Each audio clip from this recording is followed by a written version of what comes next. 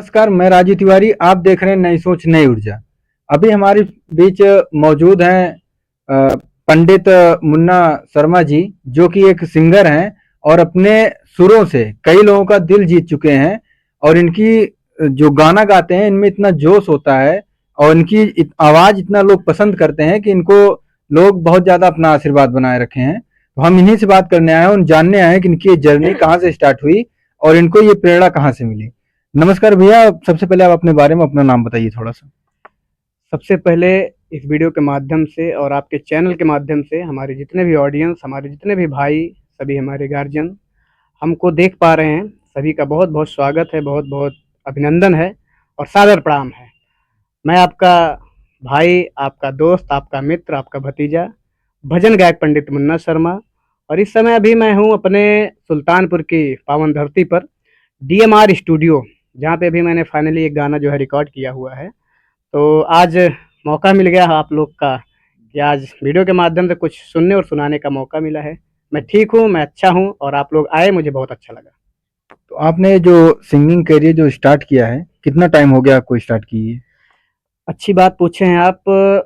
वैसे मैं बताऊँ तो कलाकार कोई बनता नहीं, कलाकार पैदा ही होता है और ये सरस्वती का आशीर्वाद है हमारे कंठ में। हमारी पैदाइशी जो है संगीत का स्वर है और मैं छोटे से ही जब से था, मतलब पैदा ही संगीत स्वर में हुआ हूँ और मैंने भजन की जो है अपनी सिंगिंग का जो है करियर स्टार्ट किया था 2017 से। 2017। हाँ, 17 से मैंने रिकॉर्ड जो है स्टार्ट किया था और तमाम एल्बम मैंने किया। फिर उसके बाद मुंबई में बहुत मतलब करीब 5 साल मैंने स्ट्रगल किया हुआ है और फिर उसके बाद दिल्ली में भी स्ट्रगल किया। तो फिर करते-करते फिर मैंने एल्बम करने लगा और बहुत सारे फिर मैंने एल्बम भी किया और लगातार अब मैं भजन और कीर्तन और खाटू जी का जो है कीर्तन करता हूँ। तो आपको ये प्रेरणा मतलब इसके पहले भी आपकी फैमिली में कोई रहा होगा सिंगर, या आप इकलौते ही अपने फैमिली में निकले हैं सिंगर? नहीं, नहीं, हमारे घर में दूर-दूर तक कोई मतलब संबंध नहीं था संगीत का। हुँ। तो ये मतलब लोगों को सुन-सुन के मैंने जो है फिर अपने अंदर एक जागरूक बनाया और मैंने फिर स्टार्ट किया सिंगिंग। तो आपका सबसे पहला गाना कौन-सा रहा है? मेरा गाना पहला था तो एक गाना था, मैंने ऐसे मतलब डेमो लिया था हुँ।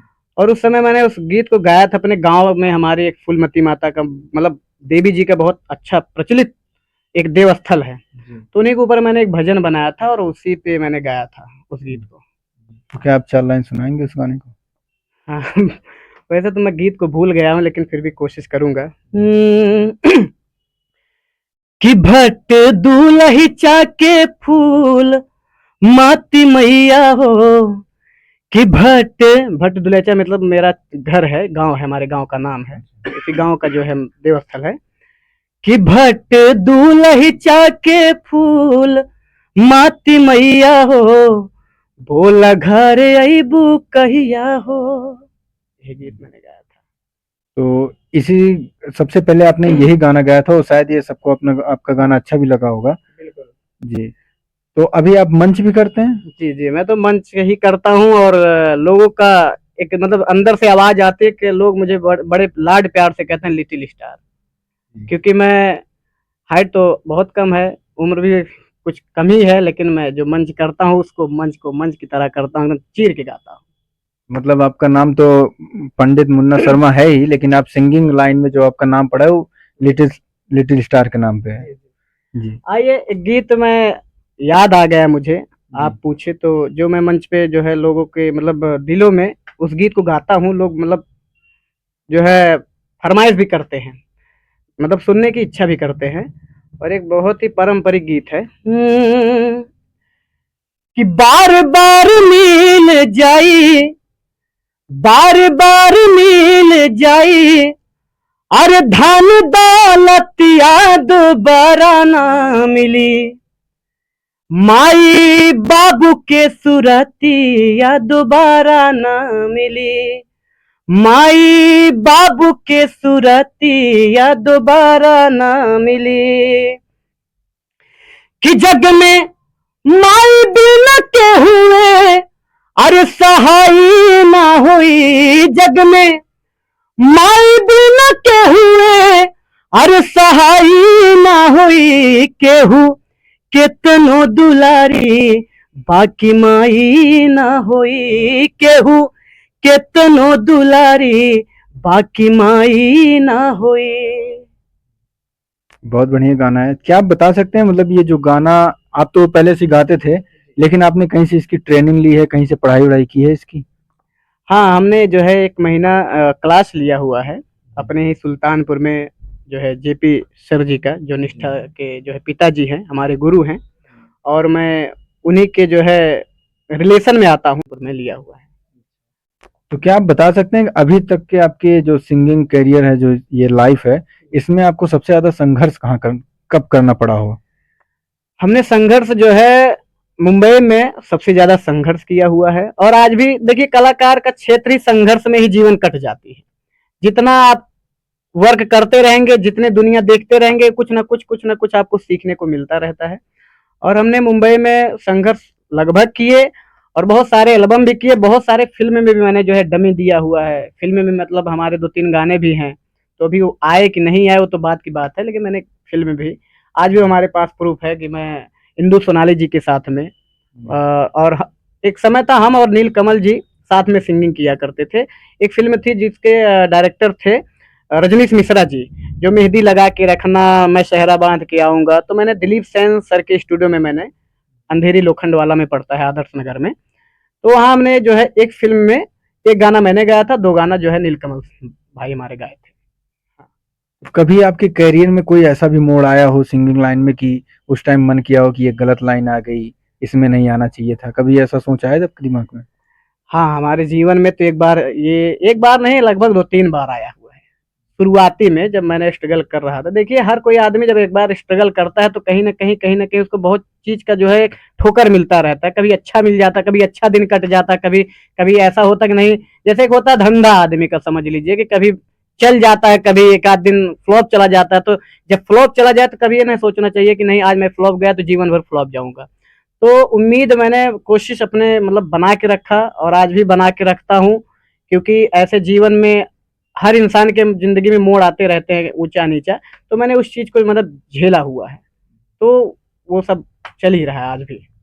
तो जैसा कि आपने बताया कि आप मंच भी करते हैं, तो एक होता है ना कि जब मंच पे खड़े होके माइक पकड़ो, तो शरीर काँपने लगता है, डर लगता है, तो वो मतलब उस टाइम का आप बताइए, कैसा हुआ था? जब शुरुआती हमारा हुआ था संगीत में, तो जब शुरू-शुरू में मैंने मंच पाया था, तो एक छोटे प्लेटफ़ॉर्म से हमारे मतलब गाँव समाज में जब कोई ऐसे मतलब पारंपरिक जब कोई भजन होता था, या सुंदरकांड होता था, या रामायण होता था, या महिलाओं में कुछ शिव चर्चा होती थी, तो वहाँ पे महिलाएं हमारे चाचा मतलब भैया भाभी और दीदी बुआ मामा मामी जो लोग भी रहते थे, सब लोग गाना वाना गाते थे। तो उसमें मुझे मतलब लोग, मेरा नाम मुन्ना है, तो लोग मुझे पकड़ के जबरन कहते थे नहीं वो बेटवा से गवावा, बहुत अच्छा गावत है। तो ऐसे गावत गावत गावत गावत गावत आज माई सरस्वती के एकदम आशीर्वाद से गाने लगा। तो शुरुआती दौर पे जब मैं मंच करता था तो उस समय वाक़ई में हाथ-पैर, तो आज भी कभी-कभी जब बहुत बड़े लेजेंड लोगों के बीच में जब कार्यक्रम करने को मिलता है, जहाँ 10-15 हज़ार पब्लिक रहती है, तो एक बार आदमी को थोड़ा-सा मतलब होता है कि मतलब बहुत वज़न लगने लगता है। बाकी तो अब तो ऐसा नहीं है, तो चलता है।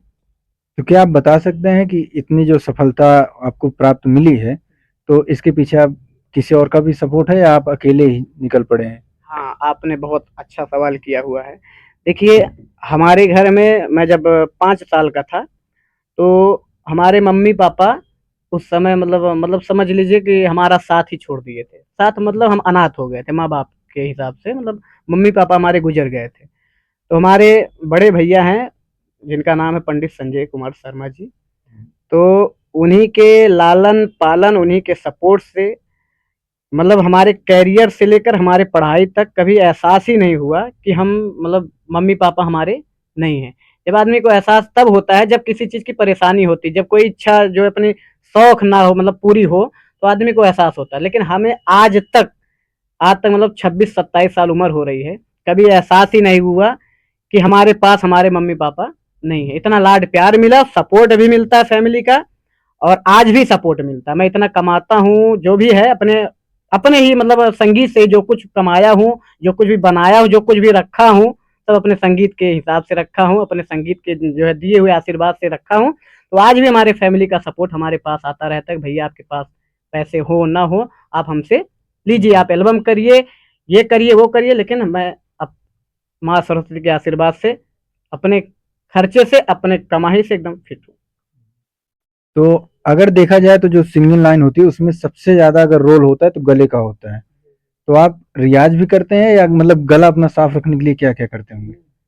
हाँ, हमने संगीत हमने जो है जब मतलब मॉर्निंग का जब मैं रियाज़ करता हूँ, तो अपने हारमोनियम पे करता हूँ, सरगम से रियाज़ करता हूँ। और देखिए भजन गाते-गाते मतलब इतना रियाज़, गला इतना पक गया है। एक होता है स्टूडियो में, अभी आप जहाँ पे आप बैठे हैं, आप देख ही रहे हैं हमारे भैया का अभिमन्यु शुक्ला जी का स्टूडियो है, डीएमआर स्टूडियो के नाम से, मतलब अपने शहर में बहुत प्रचलित स्टूडियो, हमें लगता है बहुत पुराना। हम मतलब जब कैरियर को स्टार्ट नहीं किया था 2017 में, उसके पहले लगभग करीब 2011-12 समथिंग 14 से स्टूडियो है। और मैं इस स्टूडियो में आज 2-3 साल से आने लगा, तो क्योंकि मैं मुंबई रहता था, लेकिन हमारे अभिमन्यु भैया का सपोर्ट आज भी, अब मैं कहाँ कहाँ गाया हूँ, क्या क्या किया हूँ छोड़ दीजिए, लेकिन आज भी अपने सुल्तानपुर के सभी कलाकारों के लिए हमारे भैया एकदम कंधे से कंधा मिला के सभी सभी हमारे सीनियर हो चाहे जूनियर हो, सबका सपोर्ट करते हैं। और देखिए आज उन्हीं के लाड प्यार से मैं मुंबई से कल ही आया, आज भैया के बीच में आ गया। और आज ही मैंने, मुझे एक गाना रिकॉर्ड करना था, मैंने मुंबई में नहीं रिकॉर्ड किया, मैंने कहा नहीं ये गाना हमारे अभिमन्यु भैया के हाथों से हो तो अच्छा लगेगा। मतलब मुझे बहुत, मतलब वो होता है ना, तसल्ली मिलती, दिल को बहुत तसल्ली, जब कोई अपना होता है अपने इस गद्दी पे तो एक तसल्ली होता है। तो बाकी का बाहर का जो प्रोजेक्ट होता है उसको वहीं कर लेता हूँ, जो अपना प्रोजेक्ट है उसको मैं अपने भैया के यहाँ करता हूँ। तो बहुत पुराना स्टूडियो है, और आज भी देखिए, आज यहाँ स्टूडियो में जो कोई सिंगिंग करता है तो स्टूडियो का जो फ्लेवर है वो अलग है, जो मंच का जो फ्लेवर है वो अलग है। सपना क्या है? अब सिंगिंग लाइन में तो आप आ ही गए हैं, लेकिन एक सबका एक सपना होता है कि आप कहाँ तक ऊँचाई तक जाना चाहते हैं? देखिए अभी तक मैंने जितना प्रोजेक्ट किया हुआ है, अभी मैंने सिर्फ दूसरों के लिए किया हुआ है, अपने मतलब समझ रहे, अपने जिंदगी का जो 8 साल मैंने निकाला हुआ है इस क्षेत्र में, सिंगिंग के क्षेत्र में, मैं दूसरों के लिए निकाला हूँ, मतलब दूसरों के लिए जिया हूँ। अब मैं अपने लिए जीना चाहता हूँ, क्योंकि मैंने इसीलिए भजन गाना स्टार्ट कर दिया हुआ है, क्योंकि मैं जागरण करता हूँ, कीर्तन करता हूँ। और अब मैं भजन से ही लोगों के दिलों में भजना चाहता हूँ, क्योंकि जो भजन का जो क्षेत्र है, जब हम अच्छे अच्छे लेजेंड लोग के बीच में जाता हूँ, जो सीनियर लोग के बीच में जाता हूँ, या कुछ भगवान से जुड़े लोग, देखिए भगवान, धरती पे रहना है तो राम राम कहना है, तो राम राम भी कहिए भैया, ऐसा कुछ काम कीजिए जिसमें राम का नाम हो, भगवान का नाम हो, जिनके जिनके आशीर्वाद से सांस हमें लेने को मिल रहा है। हम बहुत कुछ कर लेंगे, भगवान से दूर होके अगर कोई आदमी सोचे हम जी लेंगे तो ये नामुमकिन है। तो मैं भगवान के बीच में उनकी सेवा करना चाहता हूँ, लोगों के मतलब दिलों में राज करना चाहता हूँ, भजन के माध्यम से लोगों के बीच में एक पहचान देना चाहता हूँ। मैं इसीलिए अपने कैरियर को चेंज कर दिया, मैं ओनली सिर्फ भजन गाऊंगा, और भजन के क्षेत्र से एक अलग पहचान और एक अलग लेवल लूंगा, कि मैं सिर्फ भगवान से जुड़ूंगा और भगवान से जोड़ूंगा अपने सभी भक्तों को। हाँ, तो अगर आप सिंगर ना होते तो फिर क्या होते? अगर एक होता है ना कि लोग अपने पीछे एक गोल भी और लेके चलते हैं, तो अगर आप सिंगर ना होते तो क्या होते फिर? देखा भैया, अगर सिंगर ना होते ना, अपने जीवन में एक चीज बहुत बढ़िया पैदाइशी बा हुआ हमारे अंदर, हम बहुत अच्छा नाल बजावत रहे तो क्या सही बताई, हम ढोलक भी बजा ली थे। हाँ, तो रिदम के हमें बहुत ज्ञान है दिमाग में हमारे। आज भी हम अगर स्टूडियो में अगर कोनो प्रोजेक्ट जब करवाई थे, अवधि बोला थे, शायद भाई लोग हमारे समझत हुई हैं, अगर ना समझत है तो मैं हिंदी में भी जो है बता दे रहा हूँ कि देखिए हमारे अंदर जो है ये पैदाशी रिदम था, दिमाग हमारा जो है रिदम पे बहुत फोकस था उसी समय। तो मैं आज भी अगर स्टूडियो में जब प्रोजेक्ट करवाता हूँ तो रिदम को बहुत मजबूत देखता हूँ, बहुत बारीकी देखता हूँ, बहुत बारीकी सुनता भी हूँ। तो हमारे हाथों में, गले के साथ साथ माँ सरस्वती का आशीर्वाद हमारे हाथों में भी है।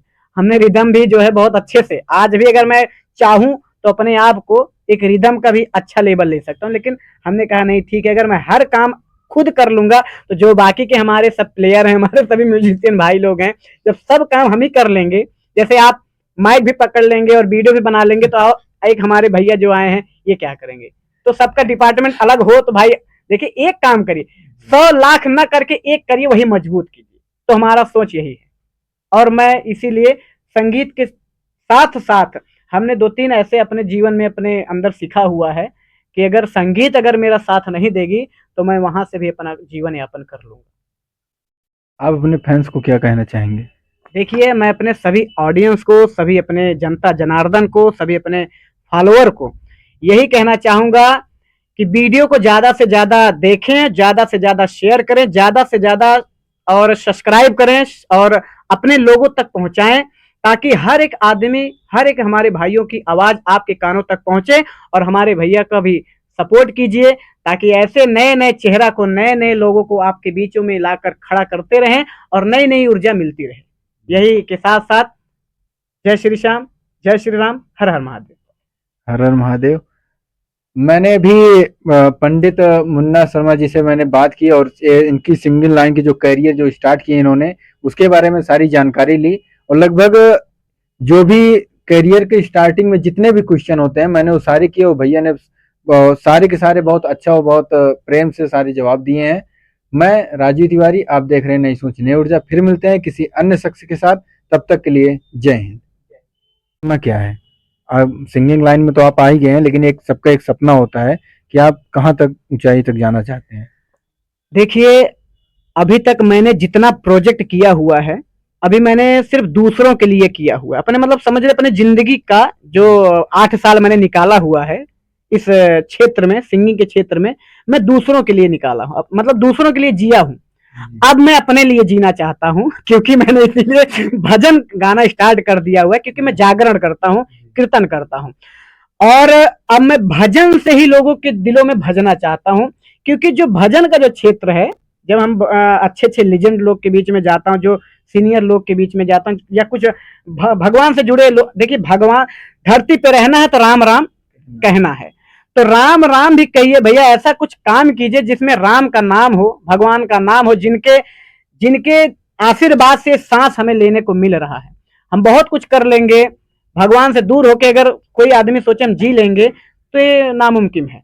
तो मैं भगवान के बीच में उनकी सेवा करना चाहता हूँ, लोगों के मतलब दिलों में राज करना चाहता हूँ, भजन के माध्यम से लोगों के बीच में एक पहचान देना चाहता हूँ। मैं इसीलिए अपने कैरियर को चेंज कर दिया, मैं ओनली सिर्फ भजन गाऊंगा और भजन के क्षेत्र से एक अलग पहचान और एक अलग लेवल लूंगा कि मैं सिर्फ भगवान से जुड़ूंगा और भगवान से जोड़ूंगा अपने सभी भक्तों को।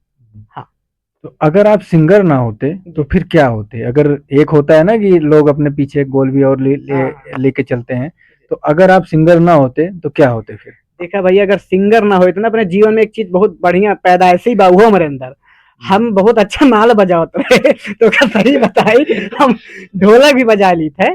तो रिदम के हमें बहुत ज्ञान है दिमाग में हमारे। आज भी हम अगर स्टूडियो में अगर कोनो प्रोजेक्ट जब करवाई थे, अवधि बोला थे, शायद भाई लोग हमारे समझत हुई हैं, अगर ना समझत तो मैं हिंदी में भी जो है बता दे रहा हूँ कि देखिए हमारे अंदर जो है ये पैदाशी रिदम था, दिमाग हमारा जो है रिदम पे बहुत फोकस था उसी समय। तो मैं आज भी अगर स्टूडियो में जब प्रोजेक्ट करवाता हूँ तो रिदम को बहुत मजबूत देखता हूँ, बहुत बारीकी देखता हूँ, बहुत बारीकी सुनता भी हूँ। तो हमारे हाथों में, गले के साथ साथ माँ सरस्वती का आशीर्वाद हमारे हाथों में भी है। हमने रिदम भी जो है बहुत अच्छे से, आज भी अगर मैं चाहूं तो अपने आप को एक रिदम का भी अच्छा लेवल ले सकता हूं, लेकिन हमने कहा नहीं ठीक है, अगर मैं हर काम खुद कर लूंगा तो जो बाकी के हमारे सब प्लेयर हैं, हमारे सभी म्यूजिशियन भाई लोग हैं, जब सब काम हम ही कर लेंगे, जैसे आप माइक भी पकड़ लेंगे और वीडियो भी बना लेंगे, तो एक हमारे भैया जो आए हैं ये क्या करेंगे? तो सबका डिपार्टमेंट अलग हो तो भाई देखिए एक काम करिए, 100 लाख न करके एक करिए, वही मजबूत कीजिए। तो हमारा सोच यही है और मैं इसीलिए संगीत के साथ साथ हमने 2-3 ऐसे अपने जीवन में अपने अंदर सीखा हुआ है कि अगर संगीत अगर मेरा साथ नहीं देगी तो मैं वहां से भी अपना जीवन यापन कर लूंगा। आप अपने फैंस को क्या कहना चाहेंगे? देखिए, मैं अपने सभी ऑडियंस को, सभी अपने जनता जनार्दन को, सभी अपने फॉलोअर को यही कहना चाहूंगा कि वीडियो को ज़्यादा से ज़्यादा देखें, ज़्यादा से ज़्यादा शेयर करें, ज़्यादा से ज़्यादा और सब्सक्राइब करें और अपने लोगों तक पहुंचाएं, ताकि हर एक आदमी, हर एक हमारे भाइयों की आवाज़ आपके कानों तक पहुंचे और हमारे भैया का भी सपोर्ट कीजिए, ताकि ऐसे नए-नए चेहरा को, नए-नए लोगों को आपके बीचों में लाकर खड़ा करते रहें और नई-नई ऊर्जा मिलती रहे। यही के साथ-साथ जय श्री श्याम, जय श्री राम, हर हर महादेव। हर हर महादेव। मैंने भी पंडित मुन्ना शर्मा जी से मैंने बात की और इनकी सिंगिंग लाइन की जो करियर जो स्टार्ट की इन्होंने उसके बारे में सारी जानकारी ली और लगभग जो भी करियर के स्टार्टिंग में जितने भी क्वेश्चन होते हैं मैंने वो सारे किए और भैया ने सारे के सारे बहुत अच्छा और बहुत प्रेम से सारे जवाब दिए हैं। मैं राजीव तिवारी, आप देख रहे हैं नई सोच नई ऊर्जा। फिर मिलते हैं किसी अन्य शख्स के साथ, तब तक के लिए जय हिंद। सब हमारे जूनियर कलाकार भी आ रहे हैं जिनको ठीक है कोई देखिए कलाकार कोई छोटा और बड़ा नहीं होता है। कोई कोशिश कर रहा है, कोई कोशिश कर लिया, कोई कोशिश करके बैठा हुआ है गद्दी पे, तो हर कोई छोटा ही बड़ा होता है। तो यहाँ से एक समझ लीजिए कि सभी कलाकारों का मंदिर है। यहाँ के पुजारी हमारे अभिमन्यु शुक्ला जी हैं। तो आज उन्हीं के आशीर्वाद से आप सभी के बीच में इंटरव्यू देने का मौका मिला है। तो सिंगिंग लाइन तो लगभग बहुत से लोग हैं लेकिन पॉपुलर किसी एक ही गाने की वजह से होते हैं। कोई एक गाना होता है जो लोगों को पसंद आता है, वो बहुत हिट चलता है। तो आप क्या आपको याद है वो ऐसा कौन सा गाना हो जिससे लोग आपको पहचानने लग गए हों? हाँ, देखिए हमने एक गाना जो है वैसे मैंने जो दो अर्थी गीत होते थे, अभी तक मैंने भोजपुरी बहुत सारे गाने गीत गाए हैं। शिल्पी जी के साथ में गाए हैं, इंदु सोनाली जी के साथ में गाए हैं, जो भोजपुरी के लीजेंड लोग हैं। और बहुत सारे मैंने गीत गाए, दो अर्थी भी गीत गाए, भोजपुरी गाए, पारंपरिक गीत गाए, भजन भी गाए। लेकिन मैंने एक चीज ये देखा, अब तो मैं छोड़ दिया हूँ दो अर्थी गीत, क्योंकि अभी मैंने वेब से और टीएफ से जो है करीब 15 गाना मैंने किया हुआ है। भी बाकी 25 गाने का जो है वहां से परमिशन मुझे मिला हमारे आदरणीय बड़े भैया दिनेश सिंह जी के माध्यम, जो हमारे वेब कंपनी के एमडी हैं। और माध्यम उसके मार्ग हमारे सतीश राय जी हैं और हमारे योगेश भैया के माध्यम से उस प्रोजेक्ट हमें मिला था। तो हमने एक गाना गाया था, अभी जल्दी में गाया था, उस पर जो है करीब 2000 रील्स भी बने हैं। एक गीत मैंने गाया था जो है रंगदारी का गीत। आजकल युवाओं के दिल में आप समझ ही रहे हैं अभी अभी हमारी आपसे बात भी हुई थी, युवाओं के अंदर एक जागरूक हो गया है। लेकिन हम ये नहीं चाहते हैं और हम इसको जो है फॉलो भी नहीं करते हैं, क्योंकि जो युवा हैं देखिए पढ़ने लिखने की उम्र होती है। जब से ये मतलब आजकल युवाओं का दबदबा आ गया है, लोग मतलब अब हर किसी में, हमारे घर में इतना छोटा बच्चा है करीब भैया 12-13 साल का लड़का होगा, वो भी स्टोरी में लगाया है दबदबा था, दबदबा है, दबदबा बना रहेगा। अब अभी हमसे पूछे कि दबदबा का मतलब क्या है, बोले नहीं चाचा ये देखिए गाने पे आजकल सब कोई बना रहा है। तो ये हमें कहीं ना कहीं से हमारे समाज के हिसाब से वो थोड़ा से अलर्ट मतलब समझ लिए अल्ट है ये, मतलब थोड़ा से हट के है। तो मैं नहीं चाहता हूँ, मैंने एक गीत गाया था, वो गीत मैं आपको सुनाना चाहता हूँ कि जलवा यूपी भर में हमारे तो हाँ, कि जलवा यूपी भर में हमारे हमारे सत्ता और सरकार। थोड़ा सा काटिएगा, कट जाएगा ना, ये गाना था, नहीं काट लीजिएगा। कि जलवा यूपी भर में हमारे सत्ता और सरकार, विपक्षी जले देख के हमका जब हम निकली लड़के थार, युवा दिलों के हैं धड़कन, अरे सबका है एक कहना, काम करो सिस्टम में रह के सिस्टम में ही रहना, काम करो सिस्टम में रह के सिस्टम में ही रहना। ये गीत हमने गाया था, 2000 रील्स उस पे बने हैं। और एक गाना मैंने गाया था कि गली गली ऐलान होना चाहिए, हर गीता का ज्ञान होना चाहिए, हनुमान चालीसा रामायण का ज्ञान, हनुमान चालीसा रामायण का ज्ञान, हर हिंदू को याद होना चाहिए, गली गली ऐलान होना चाहिए। ये सब गीत पे मतलब रील्स ऑलरेडी बन रहे हैं, लोगों का प्यार मिल रहा है, कहने का मतलब। तो क्या आप ये सारे गाने आप खुद ही लिखते हैं, आपकी कोई टीम भी होती है? जो काफी लोगों से होता नहीं है कि पूछताछ के सब एक गाना बनाते हैं, तो ये खुद ही लिखते हैं या कोई टीम भी है आपकी?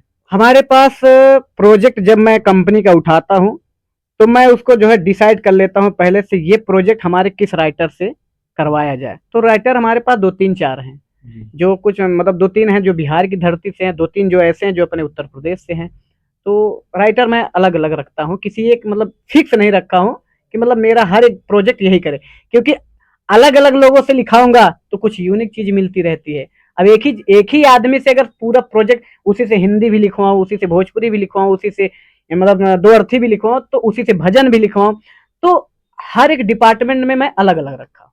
भजन उससे लिखवाना है, लोकगीत उनसे लिखवाना है, रंगदारी लिखवाना है, तो युवाओं से लिख, जो मतलब युवा हैं, यंग हैं, अब एकदम मजबूत आदमी है, जिनकी नई ऊर्जा है, वो नई ऊर्जा से लिखते हैं, तो उनके लिए मैं अलग रखा हूँ।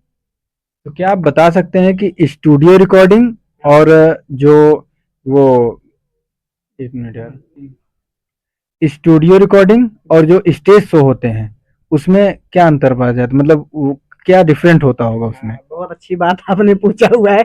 ये बात तो हमारे, हमसे ज्यादा तो हमें लगता है हमारे अभिमन्यु भैया, देखिए इस गद्दी पे बैठने का हमें हक नहीं है, ये तो आप आ गए हैं, तो मतलब बहुत संकोच में मैं इस गद्दी पे बैठा हूँ, गद्दी पे तो बैठा हूँ, लेकिन मेरा पैर यहाँ से कब रहा है भाई, क्योंकि यहाँ पे सबको बैठ, देखिए ये गद्दी हर किसी, जैसे होता है ना गाड़ी का जो ड्राइव करने वाला आदमी होता है, अंकल जी जो ड्राइवर होते हैं उनके पे एक खलासी होता है, तो बैठने से पहले एक बार 100 बार सोचेगा कि मैं बैठ रहा हूँ सही है या गलत है, तो ये हमारे हिसाब से गलत है, क्योंकि यहाँ पे बैठना हमारे अभिमन्यु भैया को उचित है, और ये बात हमसे ज्यादा माइंड है, और हम वीडियो में दिखाइएगा, हमारे भैया हमारे साथ में ही हैं, और हमारे गुरु जी भी हमारे साथ में हैं, तो यहाँ इसके मास्टर माइंड हमारे अभिमन्यु भैया हैं, और यहाँ की जो रिकॉर्डिंग होती है और जो मंच की जो रिकॉर्डिंग होती है, मंच पे ऐसा होता है परफॉर्मेंस जब आप कर रहे हैं, जो एक बार आपसे निकल गया, जो एक बार कहते हैं ना नजर हटी दुर्घटना घटी, मतलब हाथ से ढेला छूट गया तो छूट गया, वापस नहीं आएगा, मंच का जो मतलब सिकंजा है, और लेकिन यहाँ का जो सिकंजा है, आप 1000 बार आप छोड़ेंगे, लेकिन हमारे अभिमन्यु भैया आपको पकड़ा के ही चलेंगे, तो यहाँ पे आपसे 1000 गलतियां माफ हो जाएंगी, 1000 बार आप रिटेक लोगे, 1000 बार उसको सुधारोगे, यहाँ से तो आपका मतलब बना के प्रोजेक्ट आपको भेजा जाएगा मार्केट में ना। अभी जैसे देखिए कितने लोग सिंगिंग करते हैं, बहुत अच्छा लगता है कि स्टूडेंट बहुत अच्छा गाए हैं, लेकिन आप फर्क दिखेगा, तो यहाँ की जो है सिंगिंग है वो अलग है, जो मंच का जो तैयारी है, मंच का जो वोकल है वो अलग है, तो मंच का हम तो ये कहते हैं कि आप स्टूडियो में गाइए, जो भी हमारे सिंगर भाई गा रहे हैं, जिनके गाने अच्छे खासे चल रहे हैं, जो यूट्यूब के माध्यम से अच्छा खासा डॉलर भी बटोर रहे हैं, तो आप उसके साथ साथ स्टूडियो के साथ साथ आप आज जो है आप लोग मंच पे भी थोड़ा से मतलब मेहनत कीजिए, क्योंकि आप स्टूडियो में बहुत अच्छा गाते हैं लेकिन मंच पे फ्लॉप हो जाते हैं, तो लेकिन हम लोग कहीं ना कहीं से ये सोचते हैं कि वाकई में हम लोग बहुत पक्के सधे आदमी हैं, जो स्टूडियो में भी माने में मतलब शेर हैं और मंच के भी मामले में शेर हैं, तो ये मतलब स्ट्रगल है, हमारी तैयारी हमारा स्ट्रगल है, हमने मेहनत किया हुआ है, हमने आज 8 साल से मैंने स्ट्रगल कर रहा हूँ, तो ये 8 दिन का सीखने का विषय नहीं, 8 साल मैंने संघर्ष किया, अभी 8 अभी क्या जीवन भर सीखने का संघर्ष है। जैसे कि अभी आपने गलती के बारे में बात की, तो क्या आपसे भी कभी स्टेज शो में करते हुए कभी कोई गलती हुई है? बिल्कुल हुई है, देखिए गलती तो ही जीवन का एक सीख है, जब आपसे कुछ गलत होगा, हमने जब स्टूडियो में गाना स्टार्ट किया था, शुरू शुरू में मैंने स्टूडियो में मैं भी स्टार्ट किया था, लेकिन मैंने स्टूडियो के ही साथ साथ मैंने सही समय पे मंच भी पकड़ लिया था, उल्टा सीधा जैसे भी था, छोटे बड़े मंच करते करते करते करते मैंने आज भी मंच कर रहा हूं, अब मुझे उस चीज का एहसास हमें भी होता है कि लेकिन मैंने सही समय पे मैंने मंच ले लिया था, क्योंकि मुझे पता था स्टूडियो में गाने वाला आदमी एक ना एक दिन मंच पे आएगा भी, और लोग आना मतलब ये समझ लीजिए कि उनकी मजबूरी है, उनको आना पड़े, उनका भी कोई भी गाना बज जाएगा तो ऑडियंस जब उनको बुलाएगी तो उनसे वही गाना सुनना पसंद करेगी, तो मंच पे तो भाई पकना बहुत जरूरी है हर कलाकारों को। तो एक हर सिंगर का लगभग एक सपना होता है कि हम किसी बड़े सिंगर के साथ गाना गाएं, उनके साथ मंच करें, तो आपका भी ऐसा कोई है फेवरेट? हमने, आपने पूछा हुआ भैया, आप हमारे फेसबुक पे देखिएगा, जो है पंडित अजय मुन्ना के नाम से हमारा फेसबुक पेज है, जिसका 15,000 फॉलोअर जो है कंप्लीट हो रहा है, हमने समर सिंह के साथ मंच किया हुआ है, कल्लू जी के साथ में किया हुआ है, अंतरा सिंह प्रियंका जी के साथ में किया हुआ है, राकेश मिश्रा जी के साथ में मंच किया है, और राधा चंचल जी के साथ में काम किया हुआ है, राधा मौर्य जी के साथ में काम किया हुआ है, और आदित्य, मतलब ये सब भोजपुरी के मतलब स्टार कास्ट जिनको हम लोग मतलब देख के सीखे हुए हैं, मतलब जब हम स्ट्रगल कर रहे थे शुरुआती दौर पे, तो इन सभी को मैं यूट्यूब और टीवी में देखा करते थे, तो आज मैंने उनके साथ मतलब मंच करके बैठा हूँ। तो आपकी लाइफ में ऐसा कौन सा पल आया होगा जिसे आप अभी तक याद किए होंगे और उसको याद करके एक बार सुकून मिलता होगा, बहुत ज्यादा खुशी मिलती हो, कोई स्टेज शो हो गया जहाँ पे बहुत सारी भीड़ क्राउड आई हो और आपका नाम लेके चिल्ला रही हो, ऐसा कभी हुआ है आपके साथ अभी तक? हमने 2000 जब 17 में मैंने संगीत का जो है करियर स्टार्ट किया था, तो उसी समय अपने ही सुल्तानपुर में पंडित राम नरेश त्रिपाठी सभागार में एक ऑडिशन हुआ था, तो हमारे उसके जो है मतलब जज में अब इस समय हमारी गुरु माँ नहीं है, उषा मिश्रा जी थी। तो उनके संगीत में मैंने जब संगीत मतलब एक महीना 2 महीना उनके यहाँ मैंने संगीत सीखा हुआ है। तो ये सभी कलाकारों को मतलब जोड़ा जाता था कि एक ऑडिशन रखा जाए, जिसमें जो कलाकार अच्छे होंगे। तो मैंने उस समय फर्स्ट ऑडिशन में मैंने थर्ड आया था।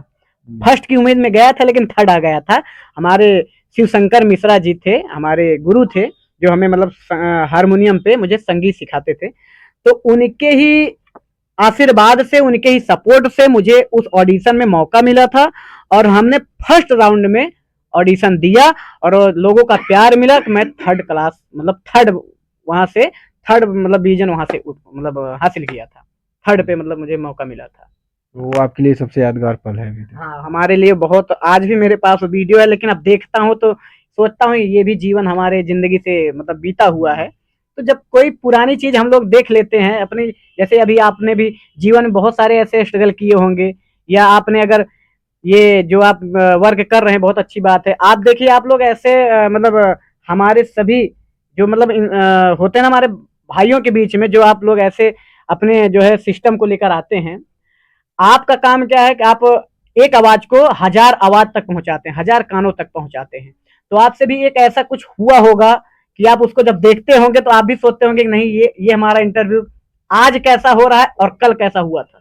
तो उसको सीखने का मतलब एक विषय होता है, जब हम कोई देखते हैं तो हमें बड़ा अलग सा फील होता है। तो आप किस टाइप का म्यूजिक करते हैं, किस टाइप का गाना गाते हैं? जैसे हो गया रोमांटिक सॉन्ग जी होता है, लव सॉन्ग होता है, रंगदारी होता है, भक्ति होता है, लोकगीत होता है। तो आप किस टाइप का गाना गाते हैं? हमने अब तक तो बहुत सारे टाइप के गीत गाए, लेकिन अब हमारा जो कैरियर है, जहाँ से मैंने संकल्प ले लिया, अब मैं ओनली सिर्फ भजन गा रहा हूँ। खाटू जी का, राम जी का, कृष्ण जी का और अपने सभी मतलब देवताओं का मैं ओनली सिर्फ भजन गा रहा हूँ। और कहिएगा तो मैं आपको भजन भी सुना दूंगा, क्योंकि इस समय भजन जो है लोगों के बीच में गा रहा हूँ। तो हमने भजन एक गीत मैंने जो है बनाया था, सुनिएगा। कि पहले गुरु को चरण वंदना, श्री गणेश मनाऊं मैं, स्वर संगीत कला की देवी शारदे माँ को ध्याऊं मैं।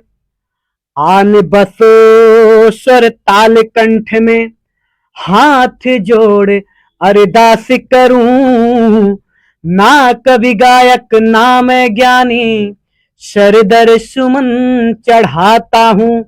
ना कभी गायक ना मैं ज्ञानी, सरदर सुमन चढ़ाता हूँ। बाबा जी के भक्तों तुमको भजन में यह सुनाता हूँ।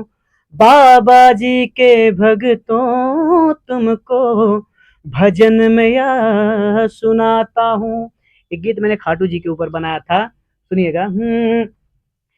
कि ये सुंदर सिंगार सुहाना लगता है, ये सुंदर श्रृंगार सुहाना लगता है। और भक्तों का तो दिल दीवाना लगता है हो। ये सुंदर श्रृंगार सुहाना लगता है, भक्तों का तो दिल दीवाना लगता है। ऐसे ना देखो नजर लग जाएगी हो, ऐसे ना देखो नजर लग जाएगी। ये कीर्तन की रात दोबारा न आएगी। ये सुंदर श्रृंगार, अब श्रृंगार की जगह ये सुंदर दरबार सुहाना लगता है। भक्तों का तो दिल दीवाना लगता है। हजारों बार देखा हूँ, हजारों बार सजते हो, मगर अगर इसको थोड़ा सा काट। हजारों बार देखा हूँ, हजारों बार सजते हो, अगर हम दूर से देखें तो बाबा पास लगते हो। ये सुंदर चेहरा सुहाना लगता है, भक्तों का तो दिल दीवाना लगता है। जय श्री श्याम। जय श्री श्याम। में लिया हुआ है।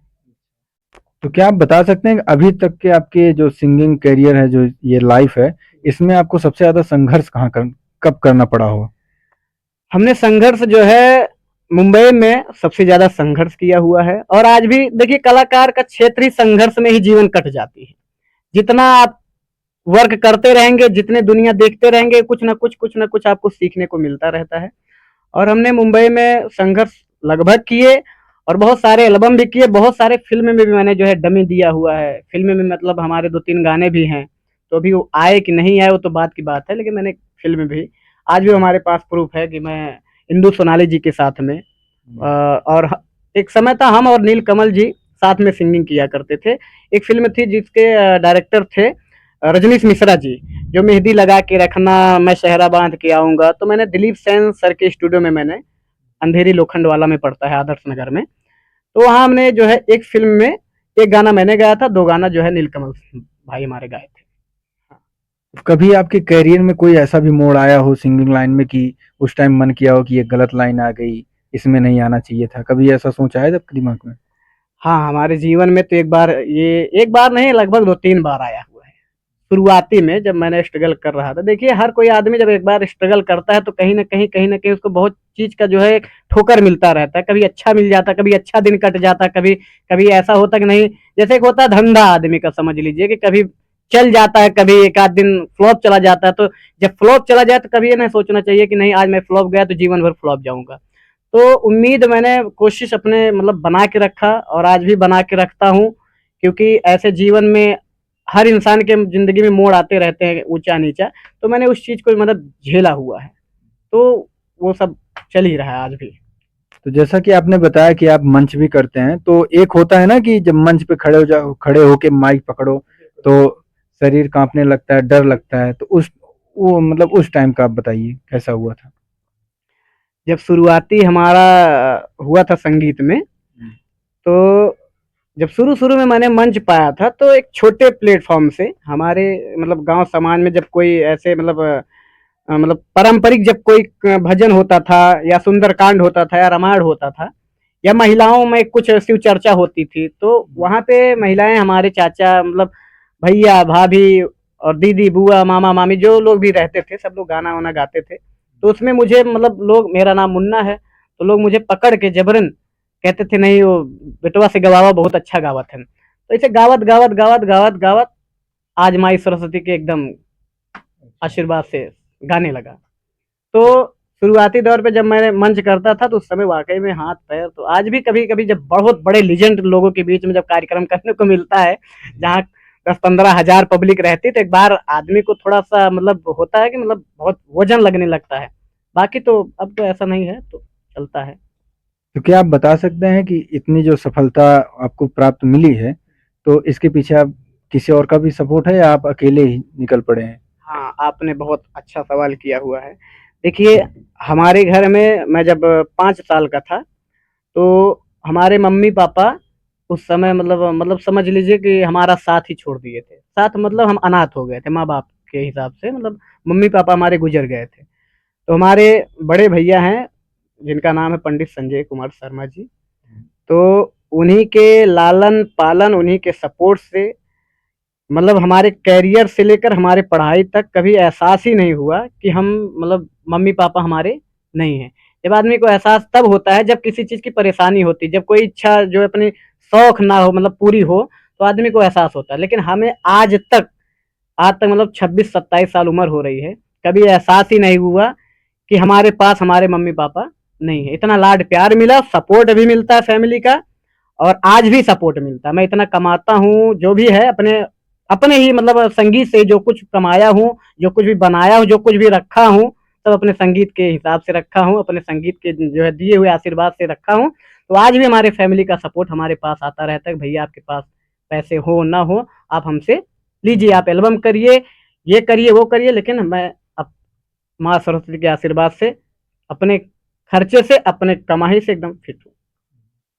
तो अगर देखा जाए तो जो सिंगिंग लाइन होती है उसमें सबसे ज़्यादा अगर रोल होता है तो गले का होता है। तो आप रियाज़ भी करते हैं या मतलब गला अपना साफ रखने के लिए क्या-क्या करते होंगे? हाँ, हमने संगीत संगीत हमने जो है जब मतलब मॉर्निंग का जब मैं रियाज करता हूँ तो अपने हारमोनियम पे करता हूँ, सरगम से रियाज करता हूँ। और देखिए भजन गाते गाते गाते गाते मतलब इतना रियाज, गला इतना पक गया है। एक होता है स्टूडियो में, अभी आप जहाँ पे आप बैठे हैं, आप देख ही रहे हैं हमारे भैया का, अभिमन्यु शुक्ला जी का स्टूडियो है, डीएमआर स्टूडियो के नाम से, मतलब अपने शहर में बहुत प्रचलित स्टूडियो, हमें लगता है बहुत पुराना। हम मतलब जब कैरियर को स्टार्ट नहीं किया था 2017 में, उसके पहले लगभग करीब 2011-12 समथिंग 14 से स्टूडियो है। और मैं इस स्टूडियो में आज 2-3 साल से आने लगा, तो क्योंकि मैं मुंबई रहता था।